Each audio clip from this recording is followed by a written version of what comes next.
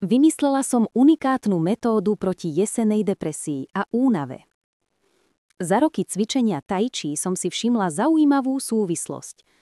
Hneď ako príde jeseň, mnohí sa začnú sťažovať na úbytok síl a zlé nálady. Prichádzajú na tréningy unavení, hovoria o nespavosti alebo naopak o neustálej ospalosti. Niekto spomína úzkostné myšlienky, iný sa priznáva k nevysvetliteľnému smútku. Veľmi dobre tomu rozumiem, pretože som si tým sama kedysi prešla. No roky praxe ma naučili vnímať jeseň nie ako nepriateľa, ale ako spojenca. Je dôležité neodporovať prirodzeným rytmom prírody, ale naučiť sa s nimi spolupracovať a nachádzať malé triky, ktoré pomáhajú telu v prechodnom období. Napríklad zaradiť do jedálnička viac teplých jedál, polievky, bylinkové čaje so zázvorom a medom. To nielen zohrieva telo, ale prináša aj psychologický pocit starostlivosti o seba. Netreba si odopierať ani kúsok dobrého syra, či kvalitnej horkej čokolády. Sú to prirodzení pomocníci pri tvorbe serotonínu a endorfínov. Telo samo napovedá, čo mu chýba. Najdôležitejšie však je tráviť čo najviac času na čerstvom vzduchu.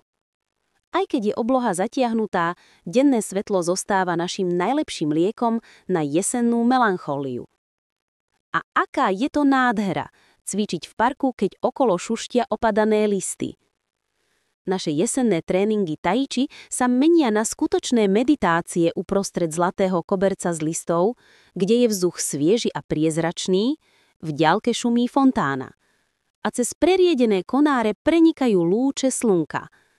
A s každým cvičením sú tváre žiakov pokojnejšie a radostnejšie. Je to úžasný pohľad sledovať, ako sa ľudia menia priamo pred očami. Prichádzajú smutní a unavení, no po hodine odchádzajú s ľahkým krokom a úsmevom. Za tie roky som pochopila, že moja úloha nie je len ukazovať správne pohyby.